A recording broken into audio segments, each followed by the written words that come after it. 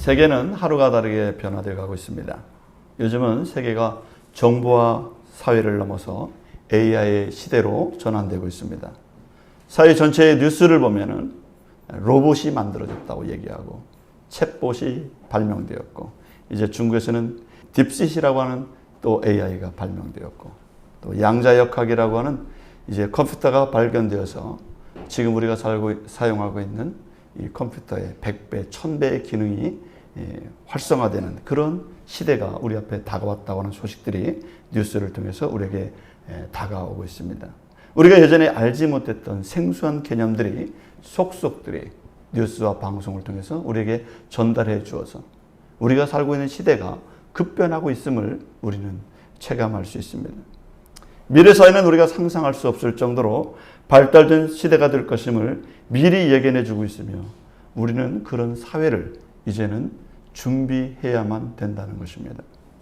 그런데 오늘 시대적 변화는 오늘 우리가 살고 있는 시대도 변화가 되어가고 있지만 오늘 본문에 나오는 사도행전의 역사는 우리 인류 역사를 통틀어서 인간의 의식을 깨우고 영적으로 각성케 만드는 놀라운 하나님의 혁신 작업이 진행되는 상황을 성경은 사도행전에서 보여주고 있습니다.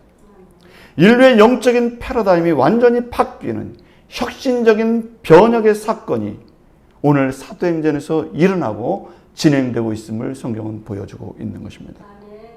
예수 그리스도가 이 땅에서 선포하셨던 이 복음의 물결이 성령의 역사를 통해서 사도행전에 나오는 사도들과 성도를 통해서 로마의 정치와 사회와 문화 전반의 파도처럼 하나님의 성령의 역사가 번져나가고 있다는 것을 성경은 보여주고 있습니다. 저는 오늘 이 본문을 읽고 설교를 준비하면서 마치 이 인류의 성령의 역사라고 하는 태풍이 몰려오는 한복판에 서 있는 것처럼 영적인 쓰나미가 밀려와서 집들과 나무들과 도시를 송두리째 물바다로 만드는 것처럼 이 생명의 복음의 물결이 죽어가는 이 세상을 살리는 물결로 넘실거리는 광경을 목격하는 듯 했습니다. 마치 이스라엘 사막에 스프링클러가 돌아가면서 물을 주어서 사막이 푸른 채소와 나무로 뒤덮여지는 모습이 오늘 성경에 나타나고 있는 모습이라는 것입니다. 예루살렘 지역에 가는 곳마다 죽었던 곳이 살아나고 병들었던 곳이 생명을 얻는 놀라운 변혁이 오늘 성경에서 일어나고 있는 것입니다. 오늘 사도행전 5장에서는 이 변혁의 중심부와 같은 곳입니다. 그러면 오늘 이 사도행전 5장에서는 하나님께서 성령을 통해서 변화를 일으키시는데 그 변화의 중심의 물결의 그 중심에서는 어떤 일들이 벌어지고 있었을까요? 우리는 성경 본문으로 들어가서 직접 그 상황을 한번 보기를 원합니다. 오늘 성경을 보면은 시대적 배경을 볼 수 있습니다. 이 시대는 복음이 가로막혀진 불모지와 같은 환경이었다는 것입니다. 마치 영적인 불모지와 같고 사막과 같은 그런 세상이었다는 것입니다. 이스라엘 정부와 유대교에서는 정책적으로 기독교적인 가르침을 막고 있었습니다.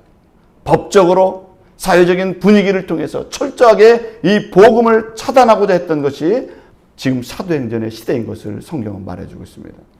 하나님께서 영혼들을 살리고 생명을 살리는 시작을 알리는 하나님의 위대하신 일이 시작됨에도 불구하고 이 세상과 정부는 철저하게 가로막고 거부하고 단속하는 일들이 벌어졌음을 성경은 알려주고 있습니다. 사도행전 4장 17절에서 18절에서는 이렇게 말씀해주고 있습니다. 이것이 민간에 더 퍼지지 못하게 그들을 위협하여 그 이후에는 이 이름으로 아무에게도 말하지 말게 하자 하고 그들을 불러 경고하여 도무지 예수의 이름으로 말하지도 말고 가르치지도 말라 하니. 2000년 전에 이미 예수의 복음이라는 것은 아무에게도 말하지 말고 도무지 예수의 이름은 꺼내지도 말고 도무지 가르치지 말라. 이것이 정부의 정책이었고 유대교에서 그렇게 시행을 했다는 것입니다. 그들을 위협했다는 것입니다. 이것이 바로 2000년 전에 입틀막 사건이에요. 정부에서 입을 틀어막아서라도 예수의 이름을 말하지 못하게 해야 된다. 도무지 예수의 이름을 꺼내서는 안 된다. 라고 하는 것이 정부 정책이었다는 것입니다. 도무지 아무에게도 말하지 말게 하자. 이것이 바로 로마와 이스라엘 정부와 유대교가 공통으로 지향하는 슬로건이자 주장하는 정책이었다는 것입니다. 이런 반대 정책을 어떤 수단을 통해서 가로막았을까요? 오늘 성경에 보면은 경고했다, 위협했다 이런 단어를 쓰고 있습니다.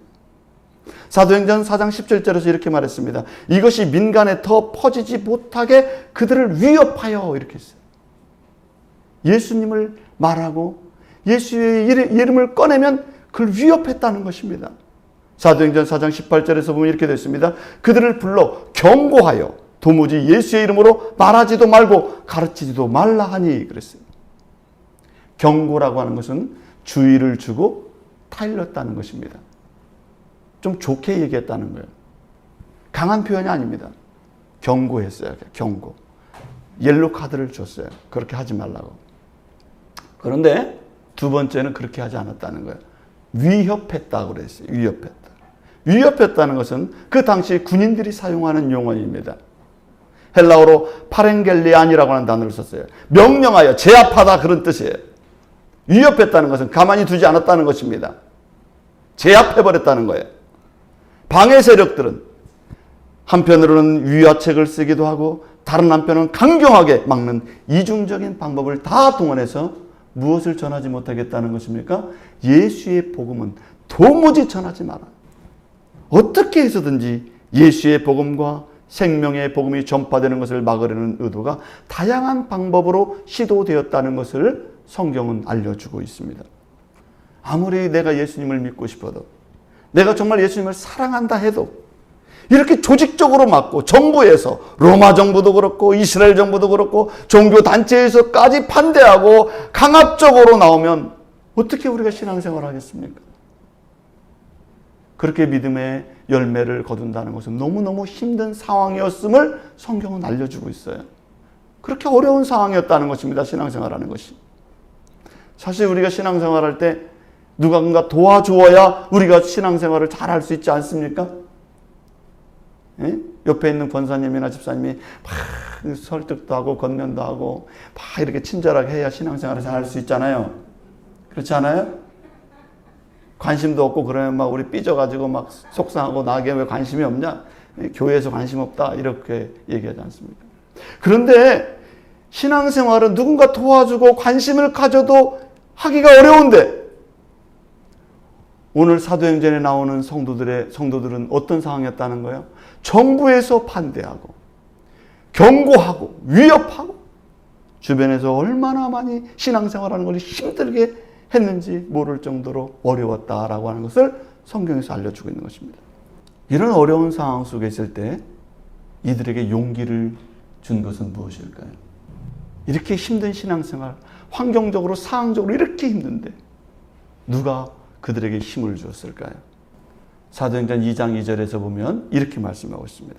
호련히 하늘로부터 급하고 강한 바람 같은 소리가 있어 그들이 앉은 온 집 위에 가득하고 그랬어요. 강한 바람이 하늘로부터 그렇게 됐어요. 성령이 강한 바람이 그들 머리 위에서 마음의 중심까지 강한 바람이 하나님의 성령이 그들의 머리 위에서 강한 바람이 그들의 마음속에 불어왔다는 것입니다. 그 바람이 어떤 바람일까요? 그 바람.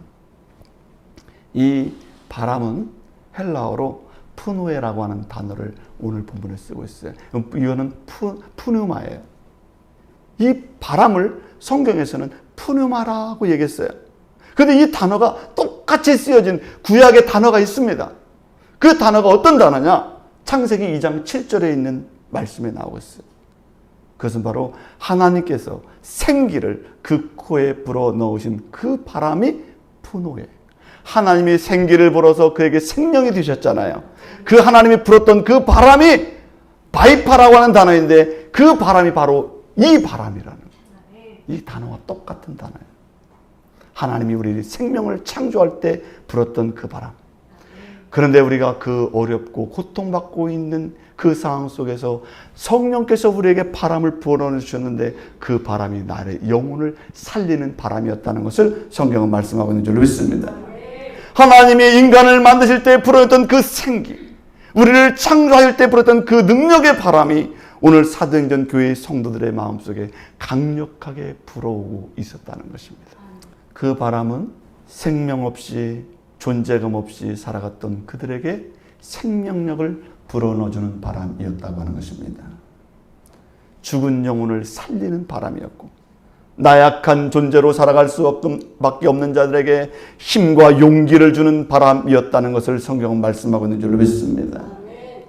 육체로만 살아가고 육신적인 생각만 하고 살아갔던 영혼들에게 영적인 생기를 불어넣어 주시고 그들이 믿음 생활하며 예수님을 믿을 수 있는 용기와 담력을 주신 것이 바로 성령의 바람인 것을 성경은 우리에게 말씀하고 있는 줄로 믿습니다.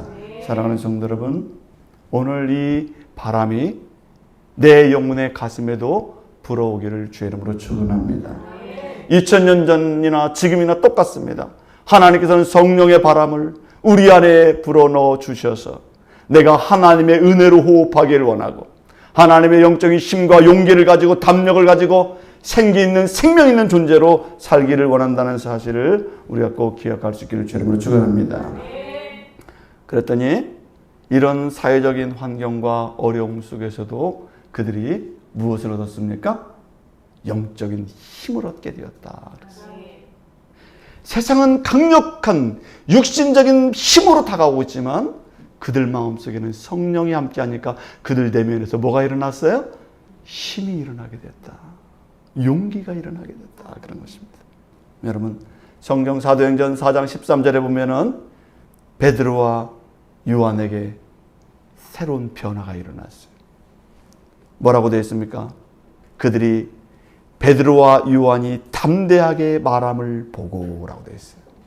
이렇게 정부에서 정책적으로 유대교에서 강하게 탄압을 하고 있음에도 불구하고 그들의 마음은 어땠다는 것입니다. 담대했다 그랬어요. 담대하게 말했다 그랬어요. 분명히 베드로와 요한은 담대했다고 성경에서 말씀하고 있습니다. 왜 그렇습니까? 그들 마음속에 어떤 바람이 지금 불어오고 있습니까? 하나님께서 성령을 통해서 능력의 바람을 주니까 상황과 환경은 하나도 바뀐 것이 없는데 그들의 마음속에 담대함이 생기게 되어서 복음을 말하게 될 수 있었고 그리고 그들의 마음속에 용기가 있었고 그리고 자신 있게 살아갈 수 있는 능력이 생겼다는 것입니다. 저는 도대체 담대함이라는 것이 무슨 의미를 가지고 있을까를 찾아봤어요. 담대함이 도대체 뭘까? 어떻게 해야 담대함이에요? 여러분들도 한번 찾아보시기 바랍니다. 담대함이 뭔가? 담대함이라는 것은 영어로는 boldness예요. 여러분 우리 글씨가 쓸 때 컴퓨터를 치다 보면은 일반 글씨로 나오다가 저도 성경을 읽다가 밑줄을 긋고 또 그다음에 글을 쓰다가 볼드체로 바꿔요. 볼드체로 바꾸면 어떻게 됩니까? 글자가 저렇게 두드러져 보여요. 글자가 딱 볼드가 된단 말이에요. 두꺼워져요. 그게 바로 담대함이라는 것입니다. 우리의 믿음이 일반적이지 않고 두꺼워졌다 이런 것입니다. 우리의 언어가 담대해졌고 굵어졌고 두드러지고 확실해졌다 그런 것입니다. 여러분들의 마음속에도 그냥 평이한 언어, 평이한 신앙생활 아니라 여러분들의 삶의 글씨체도 두드러지길 바랍니다. 볼드체로 바꾸시기 바랍니다. 믿음이 볼드체로 바뀌어져야 돼요. 그게 바로 담대함이에요. 우리가 우리의 믿음이 이 시대를 따라가는 것이 아니라 이 세대의 방해와 위협과 걸림돌이 있다 할지라도 사회의 분위기를 보니까 신앙생활하기가 너무너무 어렵다. 시대적으로 우리가 신앙생활이 너무나 위기감에 놓여있다라고 할지라도 여러분들이 그것을 이겨나갈 수 있는 것은 성령께서 우리에게 주시는 담대한 두꺼워지고 더 단단해진 믿음으로 그 믿음으로 이겨나가기를 주의 이름으로 축원합니다. 여러분의 가슴에 짙게 쓰여진 하나님의 말씀이 딱 박혀있기를 주의 이름으로 바랍니다. 하나님의 말씀을 굳게 믿는 믿음이 담대해지기를 주의 이름으로 바랍니다. 성령의 은혜의 바람이 힘차고 담대하게 여러분이 나갈 수 있는 믿음의 발걸음이 되기를 주의 이름으로 축원합니다.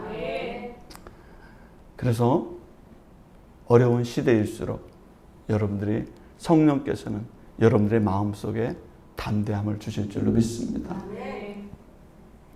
그러면 성령 안에 있는 그들이 믿음이 담대해지자 그들은 무엇을 지속해서 하게 되었을까요? 담대해진 그들이 이제 무엇을 시도하게 되었을까요? 두 번째는 그들이 하나님의 복음을 가르치는 일에 목숨을 건다는 거예요. 사람은 자신의 인생이 길다고 여겨질 때는 많은 것을 생각하고 계획하고 느슨하게 일정을 짭니다. 그러나 시간이 부족하다고 여겨질 때는 가장 중요한 일을 하게 된다고 합니다. 여러분, 인생의 시간이 얼마 남지 않았으면 어떤 일을 하겠습니까? 여러분들이 제일 중요한 일을 하고 그 시간을 보낼 것입니다. 그래서 시간이 많다고 생각하면 이것도 해야 되고 저것도 해야 되고 막 계획이 많을 거예요. 그래서 청년의 계획과 노년의 계획이 다른 거예요. 청년들은 계획이 많습니다. 그러나 노년이 되면은 중요한 일만 하고 가고 싶어요. 중요한 일. 청년들은 꿈이 있어서 미래의 계획을 세우지만 노년 때는 가장 중요한 일을 하기를 원하는 것입니다. 그럼 오늘 사도행전 사도들과 성도들은 무엇을 위해서 하나님 앞에 간절하게 무엇을 남기기를 원했을까요? 그 세상이 위협스러워 내가 언제 죽을지 몰라요. 내가 무엇을 남기고 갈 것인가를 그들이 고민하고 생각하게 되었습니다. 그들의 기도 제목은 무엇이었을까요? 그들은 하나님의 말씀을 이제부터 실천하는 자로 살기를 원했습니다. 머리로만 믿고 말만 하는 사람이 아니라 이제 하나님 말씀을 살아내는 사람이 되고 싶었어요. 우리는 인생을 살아가는데 두 가지 유형의 사람이 있습니다. 첫 번째는 타산성만 생각하며 살아가는 사람이 있어요. 타산성.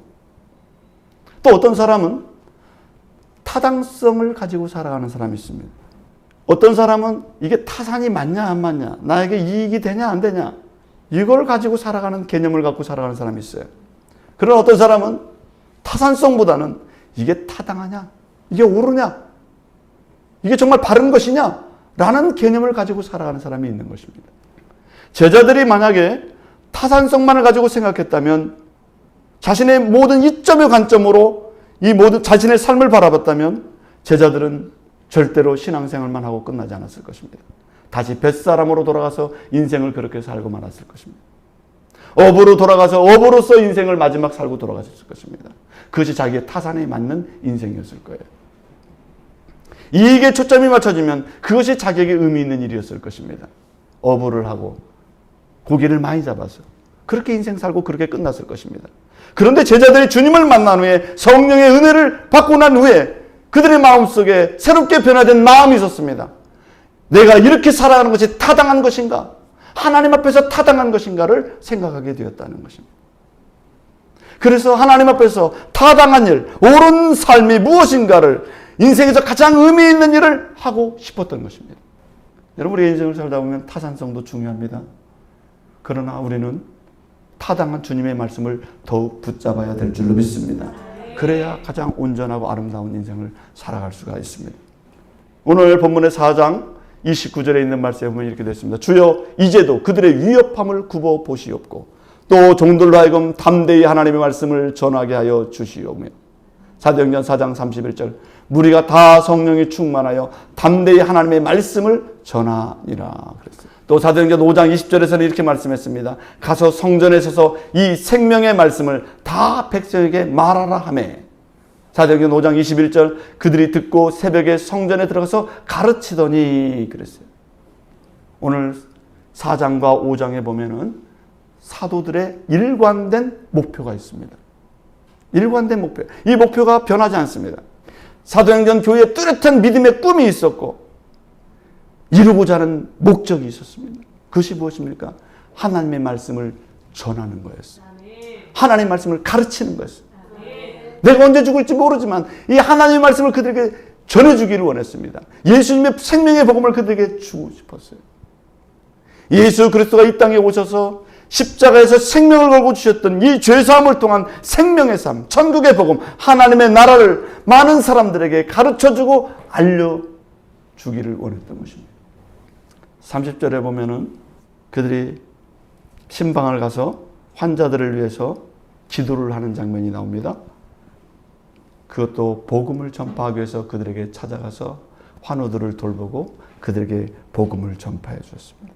사도행전 4장 32절에 보면 성도들이 교회에서 한 마음과 한 뜻이 되어서 서로 존중하고 나누고 물건을 통용하고 협력하는 모습들이 나옵니다. 그것이 왜 그런 일들을 했을까요? 왜 서로 교제하고 서로 나누고 그랬습니까? 그들에게 생명의 복음을 전해주기 위해서 그들이 교제하고 또 그리고 나눔의 시간을 가졌던 것입니다. 사도행전 교회는 오직 하나의 꿈을 가지고 있었어요. 복음을 전하는 일과 하나님 나라를 전파하는 일에 최고의 목표를 갖고 성도들이 움직였다고 하는 것을 성경 우리에게 보여주고 있는 줄 믿습니다. 여러분, 사도행전 교회에서 복음을 전하는 핵심 방법이 무엇이었을까요?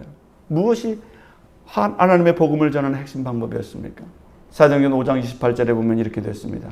이르되 우리가 이 이름으로 사람을 가르치지 말라고 언금하였으되 너희 가르침을 예루살렘에 가득하게 하니 이 사람의 피를 우리에게 돌리고자 함이로다. 사도행전 5장 21절. 그들이 듣고 새벽에 성전에 가서 가르치더니 그랬습니다. 복음을 전하는 방법은 여러 가지가 있겠지만은 오늘 사도행전 교회에서는 끊임없이 가르쳤다. 그들을 가르쳤다는 것입니다. 사도행전에서는 가르쳤다는 것을 반복해서 말씀하고 있습니다. 생명을 살리기 위해서 가르치고 전했다. 그런 것입니다. 이 교회의 핵심 사역이 무엇이었습니까? 가르치고 전해줬다. 그런 거예요. 누구의 말씀을? 예수의 생명의 말씀을 가르치고 전해주고 그렇게 했다는 것입니다. 우리의 신앙생활을 잘하고 예수님을 잘하고 하나님의 말씀을 안에서 온전하게 살기 위해서는 하나님 말씀을 잘 배우고 하나님 말씀을 듣고 그 가르침을 통해서 생명의 삶을 살아가는 믿음의 사람이 되기를 주의 이름으로 축원합니다. 이 하나님의 말씀 속에는 하나님이 우리를 얼마나 사랑하셨는지, 하나님이 우리를 얼마나 존귀하게 여기시는지, 하나님이 우리가 이 땅에서 얼마나 행복하고 만족하고 감사하며 기쁨으로 살아가야 되기를 원하시는지가 오늘 성경에 다 담겨 있어요. 예수님은 우리가 이 땅에서 죄사함을 받고 새 생명의 삶, 귀한 존귀한 믿음의 삶을 살기를 원하는 줄로 믿습니다. 그것을 가르치고 전파하고 끊임없이 사도행전 교회는 그렇게 했다는 것입니다. 그 복음이 우리를 아름답게 만들고 그 복음이 죽었던 영혼을 살리게 되고 그 복음의 말씀이 그들에게 용기를 주고 그 복음의 말씀이 그들로 하여금 진정한 생명의 삶을 살게 하기 때문에 오늘 사도행전에서는 끊임없이 가르치고 전파했다는 것을 거듭해서 말씀하고 있는 줄로 믿습니다. 예수님이 이 땅에 오셔서 하셨던 세 가지 사역이 있어요. 예수님이 강조해서 하셨던 세 가지 사역이 있습니다. 마태복음 4장 23절에 보면 예수님은 어떤 사역을 하셨을까요? 이렇게 말씀하고 있습니다. 예수께서 온 갈릴리에 두루 다니사 그들의 회당에서 가르치시며 천국 복음을 전파하시며 백성 중에 모든 병과 모든 약한 것을 고치시니라고 되어 있어요. 예수님의 사역은 세 가지 사역이었습니다. 가르치는 사역이 제일 먼저 나오고 있어요. 예수님이 제일 먼저 뭘 하셨다고요? 가르쳤다는 거예요. 제자들을 가르쳤어요. 말씀으로 가르치고 기적을 통해서 가르치고 영혼들을 사랑하고 병든 자를 사랑하면서 가르쳤어요. 예수님의 사역은 가르치는 사역이었습니다. 두 번째는 천국 복음을 전파하는 사역이었어요. 설교했습니다. 전파했습니다. 세 번째는 약한 자를 치유해 주는 사역이었습니다. 힐링 사역이었어요. 고쳐줬어요. 약한 자를 고쳐줍니다. 어렵고 힘든 자를 사랑해 줍니다. 마음을 치유해 줍니다. 영적으로 치유해 주는 사역을 했어요. 가르치고 치유해 주고 가르치고 치유하고 전파하고 이게 예수님의 사역이었음을 성경은 알려주고 있는 것입니다. 오늘 사도들도 동일하게 많은 어려운 상황 속에 있었지만 예수님처럼 가르치는 사역을 하고 말씀을 전파하는 광경을 오늘 성경을 통해서 볼 수가 있는 것입니다. 영적으로 병든 사람을 고쳐주고 그들에게 가르쳐주고 그들에게 새 삶을 살도록 사도행전에서 끊임없이 그 일을 반복해서 하고 있는 것을 볼 수가 있습니다. 심지어 어떤 상황 속에서도 그 일을 했다는 것입니까? 사도들을 보니까 사도행전 5장 25절에서 이렇게 말씀했어요. 사람이 와서 알려되 보소서 옥에 가두었던 사람들이 성전에 서서 백성을 가르치더이다. 사도들이 옥에 갇히게 되었어요. 옥에 갇혀서 옥에서 바로 나왔는데도 불구하고 나와서 바로 한 것이 뭐냐? 백성을 가르치는 일을 하더라는 거예요. 예수님의 말씀을 가르치는 일을 해요. 옥에서 나오자마자. 얼마나 하나님의 말씀을 전하고 이 생명의 복음을 전하는 일에 온전한 목표를 가졌는지를 성경을 통해서 볼 수 있는 것입니다. 사람이 아무리 힘들어도요, 그 일이 의미 있는 일이면 사람은 목숨을 걸고라도 그 일을 합니다. 그 일이 의미가 있으면 합니다. 의미가 없으면 하지 않아요. 제자들에게 그 생명을 살리는 일은 인생에서 가장 의미 있는 일로 여겼기 때문에 옥중에서 나오자마자 가르치고, 그들이 수많은 핍박을 받으면서도 가르치고 전파하고 그 일을 했던 것입니다. 저는 컴퓨터를 보다 보니까 6.25 때 사진을 복원해주고 그런 장면을 이렇게 보여주는 그런 사진들이 나오더라고요. 그 사진을 보고 있는데 제 마음속에 참 눈에 오랫동안 잊혀지지 않는 광경이 있었어요. 어떤 사진이 제 마음속에 오랫동안 남았냐면, 전쟁이 일어나서 6.25를 겪고 있는데 이제 우리나라 대구만 남아서 대구에 고아원이 있었어요. 전쟁이 일어나서 먹을 것도 없습니다. 부모도 친지도 다 어디로 갔는지 없어요. 아이들이 이제 고아원에 남아 있습니다. 그런데 대구의 한 고아원에서 아이들이 그냥 옷도 허름하게 입었는데 뭐 하고 있냐면요, 나무 밑에서, 칠판 밑에서 공부를 하고 있어요. 전쟁이 났어. 지금 저기서는 막 전쟁이라 사람 죽고 그러는데, 대구에서 그 부모를 다 잃어버리고 했던 고아원에서 애들이 칠판 밑에서 공부하고 있는 장면, 나무 밑에서.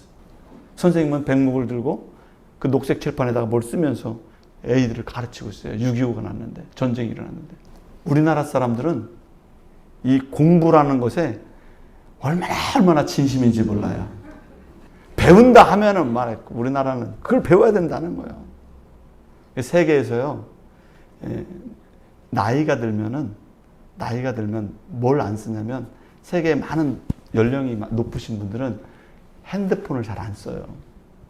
그런데 우리나라는 유튜브를 제일 많이 사용하시는 분들이 누군지 아세요? 50대 이후야, 전부 다. 노인들이 다 이게 유튜브 보고 있어요. 다 핸드폰 다 사용해요. 세계에서 제일 공부를 열심히 하는 민족이에요. 나이가 들어서도 다 공부해. 우리는 6.25 때에도 공부를 하는 사람들이에요. 고아원에 보냈어도 공부를 시켜요. 왜 그렇습니까? 우리나라 조선이라는 나라는 공부하는 나라예요. 공부하는 나라. 왕도 공부해야 돼요. 경연이라고 하는 이 왕도, 세자도 공부를 해야 돼요. 아침 일찍 일어나서 세자도 공부해야 돼요. 왕도 공부를 해야 돼요. 여러분들 공부 안 하세요? 공부하시기 바랍니다. 6.25가 일어나서도 공부하고 있어요. 우리나라 사람들의 특이점은 배우는 민족이에요. 못 먹어도 공부 가르쳐요. 부모가 못 먹어도 가르쳐요. 배고파도 가르쳐요. 빚을 져서라도 가르쳐요. 우리나라 사람들의 특징입니다, 그게. 그런데 이 가르침의 진심인 분이 누구시라고요? 예수님이세요, 예수님. 예수님이 가르침의 진심이신 분이세요. 사도행전 교회는 말씀의 교회예요. 사도들은 가르치고 성도들은 배우고 그 말씀을 잘 듣고 행하는 자들이 되었다고 성경은 말씀하고 있는 줄 믿습니다. 그런 신실한 성도들이 되어서 주님의 교회와 하나님의 나라가 든든히 서하고 있는 모습을 성경은 우리에게 알려주고 있는 줄 믿습니다. 사랑하는 성도 여러분, 하나님은 우리가 새로운 믿음의 시대를 열어가기를 원하시는 줄로 믿습니다. 어떤 모습으로든지 하나님 나라가 전파되고 세워지고 확장되기를 원하시는 것입니다. 교회의 사명은 주님의 말씀이 살아있는 곳, 하나님의 말씀이 가르쳐지고 하나님의 말씀이 배워지고 그들의 영혼 속에 하나님의 바람, 하나님의 말씀이, 하나님의 기운이 우리 속에 함께함으로 말미암아 그들이 하나님을 사랑하는 마음이 희미한 게 아니라 볼드체가 되어서 담대함으로 살아갈 수 있는 지금 최대한 서두르고 있습니다. 믿음의 사람이 되도록 말씀하고 있는 것입니다. 지금 보니까 얘도 설교를 듣고 있는 것 같아요. 마지막으로 하나님은 우리가 증인된 삶을 살게 하신다는 것입니다. 오늘 제자들은 이 사도행전 교회 사도들과 성도들은 이제 어떤 삶을 살게 되느냐? 증인된 삶을 살게 된다는 것입니다. 요즘 TV를 보면은 방송에서 자주 보는 장면이 뭐냐면 재판받는 과정이 너무 많이 나와요. 그렇지 않습니까? 재판을 받는데 저기는 피고인 측이 나오고 여기는 청구인 측이 나오고 뭐 피청구인 측 뭐 이런 게 나와요. 근데 꼭 가운데 누가 앉았냐면 증인이 나오고 있어요. 증인. 여러분, 재판에서 대단히 중요한 사람이 누구냐면 증인입니다. 증인. 증인이 무슨 말을 하느냐에 따라서 재판의 결과가 좌지우지 될 수 있는 것입니다. 그 재판에서 재판관도 중요하지만 재판관은 누구의 말을 귀담아 듣습니까? 증인의 말을 귀담아 듣는 거예요.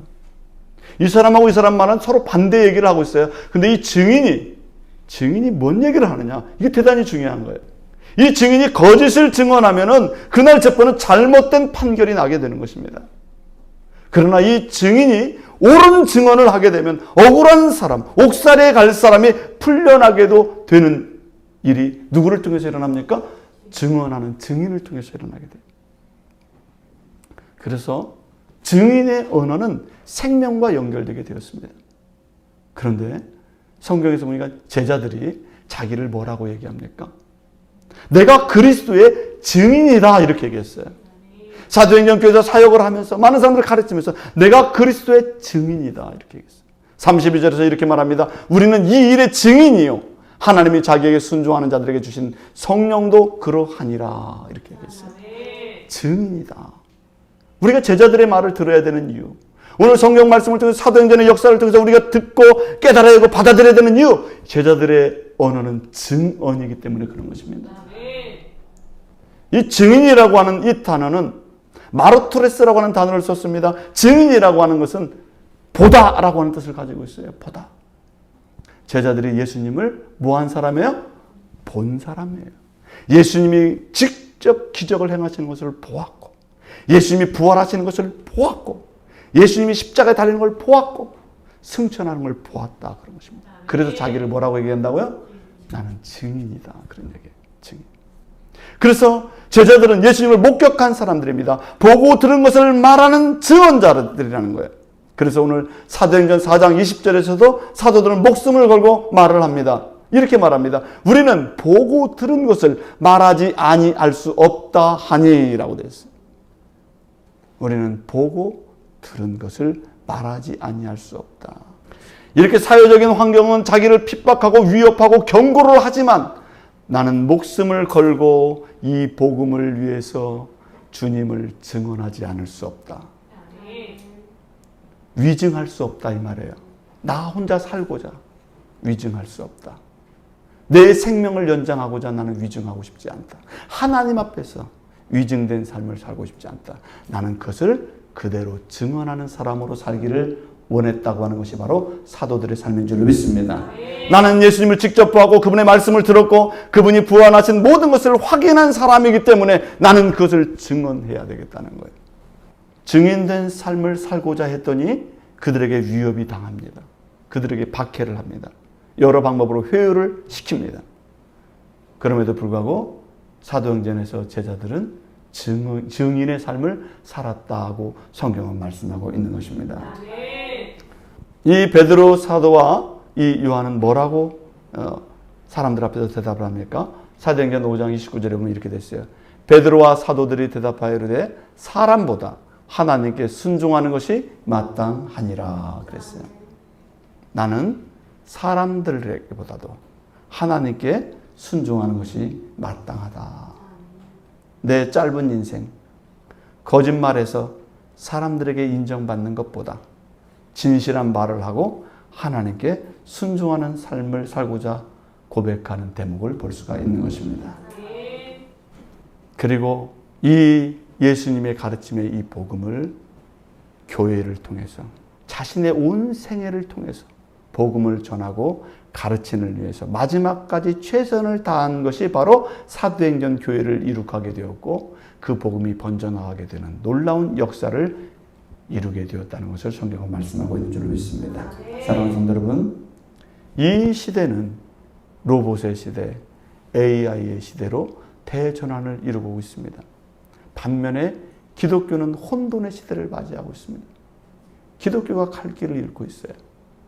이런 위기의 시대에 오늘 우리 교회가 다시 주님의 말씀으로 돌아와야 될 줄로 믿습니다. 주님의 말씀을 통해서 가르침을 받고 다시 이 사도행전 시대와 같이 다시 영적 부흥의 시대를 열어갈 수 있도록 내 마음속에 성령의 은혜를 통해서 말씀의 담대한 볼드체를 유지하면서 그 말씀으로 새 역사를 써갈 수 있는 믿음의 성도님들이 되기를 주의 이름으로 축원합니다. 오늘 사도행전 5장은 그렇게 하나님의 말씀을 가르치고 전파하는 일에 전심전력하고 있는 사도들과 성도들의 모습을 볼 수가 있어요. 오늘 우리 교회도 이 시대가 혼돈의 상황입니다. 이 시대가 어지럽습니다. 우리 마음속에 성령의 은혜가 함께함으로 새로운 믿음의 역사를 써가기를 주의 이름으로 축원합니다. 기도하겠습니다.